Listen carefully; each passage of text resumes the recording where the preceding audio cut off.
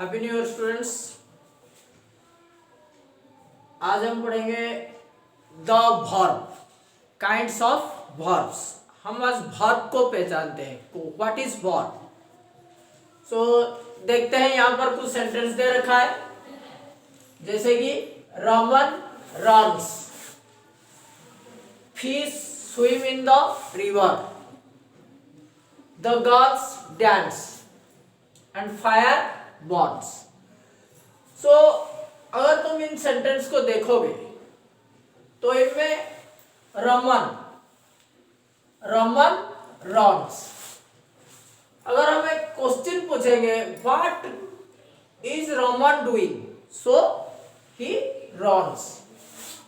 रमन क्या करता है उसके बारे में पता चल रहा है। फिश सब्जेक्ट क्या कर रहा है, जो वर्ड उसको समझाए उसी को हम वर्ब बोलते हैं। ठीक है, जैसे कि Raman runs, fish swim, the girls dance, fire Burns. तो ये सब सब्जेक्ट के लिए ये सब होते हैं, जैसे कि Raman, fish, the girls, fire, ये सब है सब्जेक्ट। और सब्जेक्ट के काम को जो वर्ड समझाए उसको बोलते हैं verbs. Clear? So if you are asked the question what is verb, so you can write, do you understand now what is verb? So you can write it like this: words which tell us what the people or the thing is doing in the sentence is known as verb. So what is verb?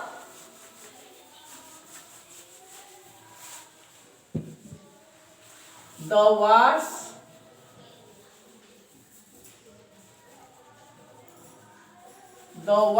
that tell us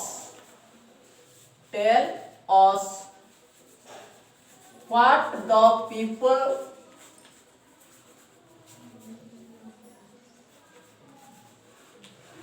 person or thing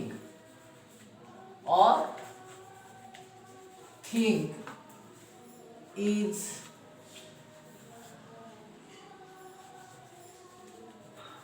doing in the sentence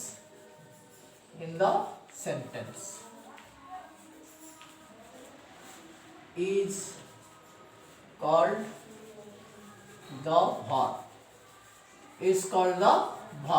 So you can note this line: the words that tell us what the people, person or thing, कोई भी हो सकता है, और animal और birds, anything, is doing in the sentence. जो sentence बोले उसमें ये जो भी है, पीपल है, पर्सन है, थिंग है, ये जो कुछ भी काम करते हैं उस काम को हम वर्ब बोलते हैं। Okay, clear? चलो अब इस वर्ब को थोड़ा सा आगे बढ़ाते हैं। वर्ब के बाद और सेंटेंस में क्या होता है, जैसे कि हमें पता चल गया कि हाँ एक वर्ब है, जो वर्ब को हम पहचान लिए। अब वर्ब के बाद और कौन कौन होते हैं सेंटेंस में देखते हैं हम। जैसे कि हम अभी कुछ एग्जांपल्स पे जाएंगे। अगर हमें बोला जाएगा the cows eat, Tom shot, the tailor made,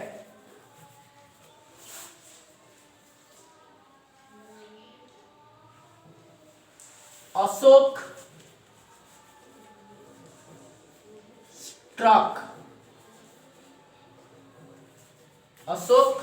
struck, जैसे हम ऐसे कुछ सेंटेंस लिखे हैं, लेकिन ये सेंटेंस जो है द काउज ईट, ऐसा लग रहा है जैसे कि आधा अधूरा रह गया।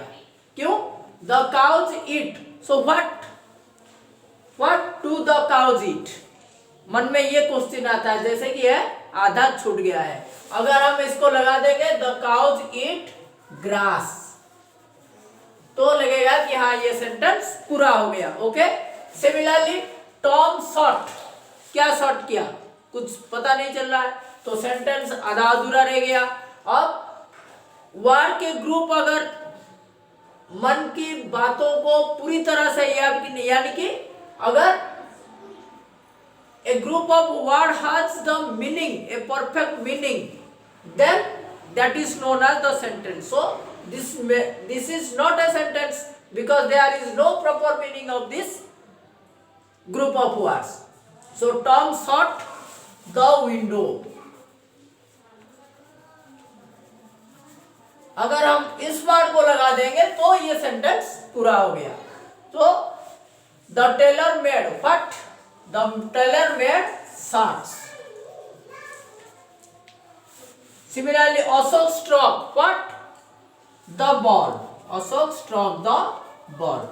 अगर इनको हम लगा देंगे the ball, shirts, the window, grass, तो क्या होगा ना, सेंटेंस का मीनिंग पूरा हो जाएगा, यानी कि ये पूरी तरह से सेंटेंस कहलाएगा।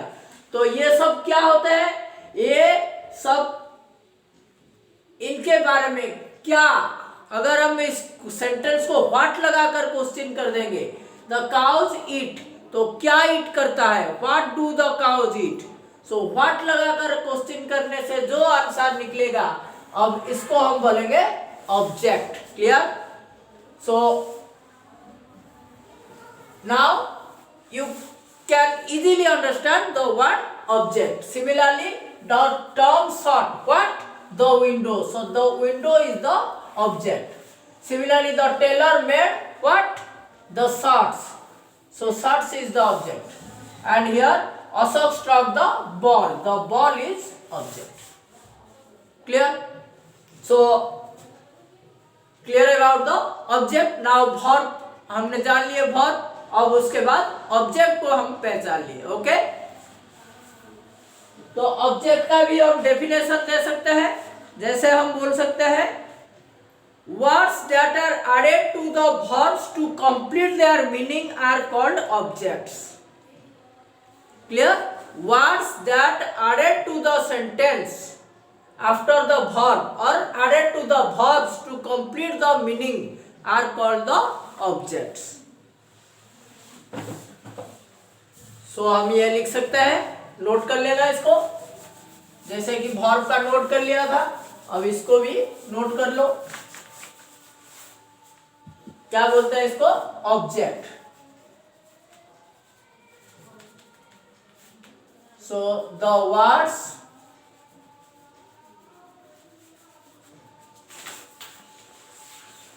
words added to the verb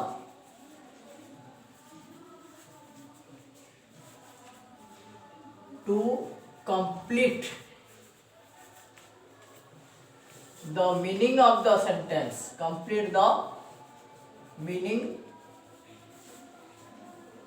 is called an object. अब ये ऑब्जेक्ट के बारे में और हम क्या बोल सकते हैं, ये ऑब्जेक्ट या तो एक नाउन हो सकता है या फिर एक pronoun. So object is either a noun or a pronoun clear? So object is either a noun or a pronoun. Object या तो एक नाउन हो सकता है या फिर एक प्रोनाउन हो सकता है। Clear? So this was about your object. Now हम वर्ब के लाइन पे थोड़ा सा और आगे बढ़ते हैं। अब हम चलते हैं काइंड्स ऑफ वर्ब्स पे। वर्ब कितने टाइप के होते हैं हम उनको अब देखेंगे। Clear? So kinds of verb में हम पढ़ते हैं काइंड्स ऑफ वर्ब्स। मेनली अगर देखा जाए तो वर्ब दो काइंड के होते हैं।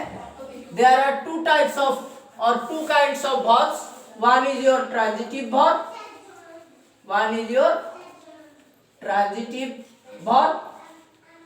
and the other is your intransitive verb।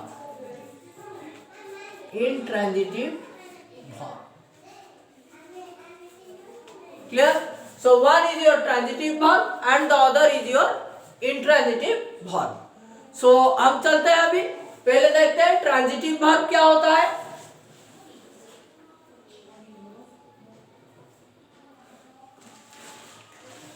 तो ट्रांजिटिव वर्ब किसे कहते हैं? The verb that requires an object to complete the meaning is known as transitive verb.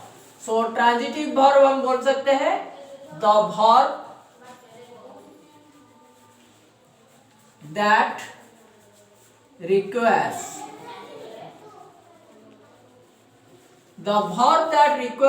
an object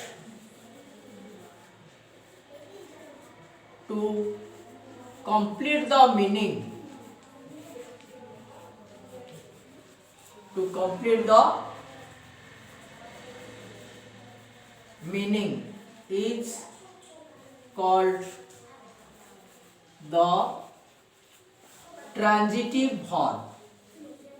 is called the transitive verb.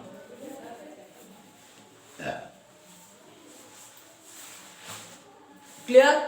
So the verb that requires an object to complete the meaning is called the transitive verb. जैसे हम बोले the cows eat. So the cows eat बोलने से खाली eat लेकर हमें वो sentence का पूरा मीनिंग नहीं मिला, तो इसीलिए हम ईट के बाद अगर ग्रास लगा देते हैं, the cows eat grass, so grass was the object and thus the verb eat required an object that is the grass. So यहाँ पर ईट जो वर्ब था उसने ग्रास ऑब्जेक्ट को रिक्वायर किया सेंटेंस को पूरा करने के लिए, तो वो एक ट्रांजिटिव वर्ब हो गया. तो वहां पर इट ट्रांजिटिव वर्ब हो गया. क्लियर है? ओके, नेक्स्ट टाइम हम देखते हैं अभी इंट्रांजिटिव वर्ब. सो इंट्रांजिटिव वर्ब क्या होगा उसको भी नोट कर लेना. The verb that does not require, जो रिक्वायर करता है वो हो गया ट्रांजिटिव वर्ब, और जो रिक्वायर नहीं करता है यानी कि the verb that does not require, that does not require an object to complete the meaning is called the intransitive verb. अगर verb जो है वो अगर ऑब्जेक्ट रिक्वायर नहीं करेगा तो उसको हम बोल सकते हैं intransitive verb. जैसे हम एक एग्जाम्पल ले लेते हैं, क्लियर हो जाएगा, आसान हो जाएगा. वीडियो को देखते हुए नोट कर लेना इसको, ताकि नोट हमेशा तुम्हारे पास रहे, नहीं तो फिर लाइक करके या फिर डाउनलोड करके अपने पास रख लेना, ताकि टाइम पर ये आपका काम आए. ओके, तो देखते हैं कि इंट्रांजिटिव वर्ब का लेते हैं. जैसे कि द गर्ल्स डांस,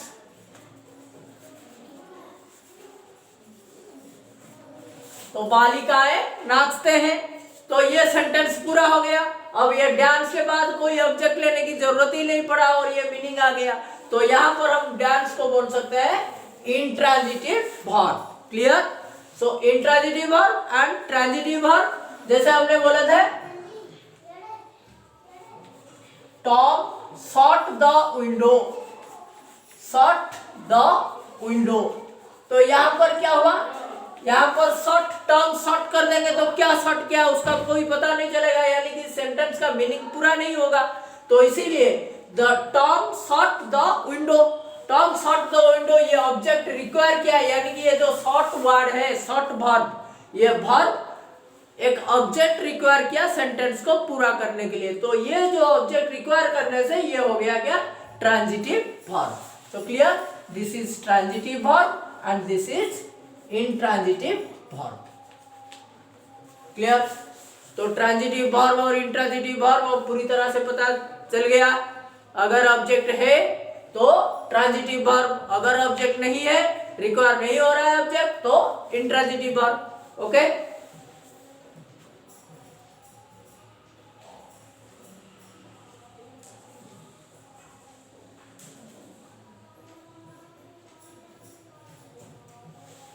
अब वर्ब के बारे में और एक बढ़िया बात जानते हैं, जैसे कि हमें ये बोलना है कि verbs tell us what they are, not only what the subjects are doing, but sometimes verbs tell us what they are.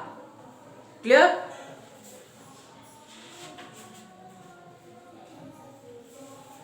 So sometimes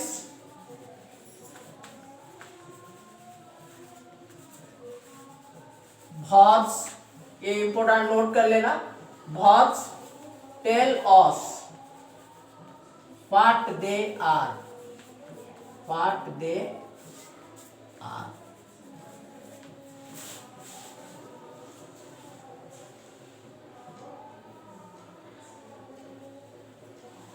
जैसे कि देखो what they means what the people, the things etc. what they are. जैसे कि मैं बोल रहा हूं I am a teacher, I am a teacher. सो यहां पर वर्ब कौन होगा? am, मैं हूं, तो मैं एक टीचर हूं, मैं क्या हूं? एक टीचर हूं. ये वर्ब ये आता है, तो ये वर्ब बोलता है, हमें स्थिति दिखाता है कि मैं क्या हूं. जैसे कि you are students, you are students, तो or, he is a policeman. तो यहां पर जो सब्जेक्ट है ही, यू, आई, ये सब क्या है, इनको दिखाने के लिए हमें ये वर्ब्स यूज करना पड़ा, इज, आम, आर एक्सेट्रा. तो इनको हम बोल सकते हैं, ये होते हैं बी वर्ब्स. क्या होता है ये? Be verbs. Clear? Is, am, are, जैसे कि पास्ट टेंस से जाएंगे तो वाज, वेयर, तो ये सब होते हैं बी वर्ब. तो बी वर्ब्स हमें दिखाता है कि वर्ब्स क्या होते हैं. वर्ब्स सॉरी, ये जो बी वर्ब्स हमें ये बोलते हैं कि जो सब्जेक्ट लिया गया है वो सब क्या है. और कभी कभी उनके स्थिति के बारे में, यानी कि पॉजेसिव वर्ब्स, इनको तो बोल दिए बी वर्ब्स. अब कुछ और टाइप्स के वर्ब्स के बारे में जानते हैं, उनको बोलते हैं हम पॉजेसिव वर्ब्स. क्या? और एक वर्ब आ गया, वो है पॉजेसिव वर्ब्स. Possessive verbs. तो पॉजेसिव वर्ब्स क्या होता है? जो एक पोजीशन को दिखाता है, यानी कि वो ऑब्जेक्ट जो ले रहे हैं वो किसको बिलोंग करता है. अगर बिलोंगिंग वर्ड के हिसाब से वर्ब यूज हो रहा है तो उसको बोलते हैं पॉजेसिव वर्ब. और पॉजेसिव वर्ब हमारा कौन सा है? हैव. हैव. तो ये हैव जो है ये दो तरह से यूज होता है, जैसे कि हैज, और कभी कभार हार्ड होकर भी यूज होगा, जैसे कि पास्ट टेंस में हार्ड हो जाएगा, थर्ड पर्सन सिंगुलर नंबर पे हाज हो जाएगा, और बाकी हमें सारी जगह पे हाव लगता है. जैसे कि I have a pen, I have a pen. तो ये पेन किसको बिलोंग करता है? आई को, मेरे को. मेरे पास एक कलम है, तो बिलोंगिंग वर्ड दिखाने के लिए कौन सा वर्ब यूज हुआ? हैव. तो ये हैव जो है इसको बोलते हैं पॉजेसिव वर्ब. क्लियर? सिमिलरली अगर हम बोलेंगे he has a new car, he has a new car. So has here, has is the belonging verb. So ये verb possessive, पोजीशन को दिखाता है, तो possessive verb हो गया. क्लियर? सिमिलरली हम बोल सकते हैं they had a bad day. उनका एक बैड डे था, तो बिलोंगिंग वर्ड के हिसाब से आया, तो ये हो गया पॉजेसिव वर्ब. क्लियर? ओके. सो अब तक जो हमने सीख लिए वो सब क्या हो गया, एक बार रिकल कर लेते हैं. पहले हम जान लिए इसको, वर्ब को,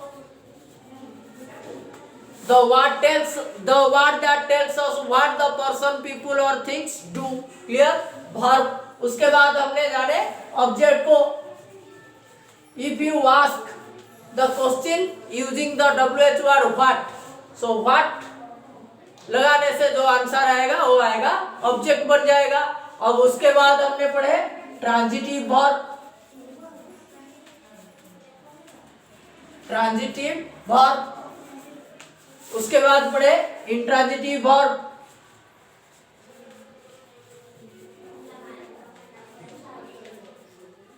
इंट्रांजिटिव वर्ब। उसके बाद हमने पढ़े इंट्रांजिटिव का वर्ब के बारे में बाद में पढ़े हमने बी वर्ब, जो सब्जेक्ट क्या होता है उसको दिखाता है। फिर हमने पढ़े पॉजेसिव वर्ब।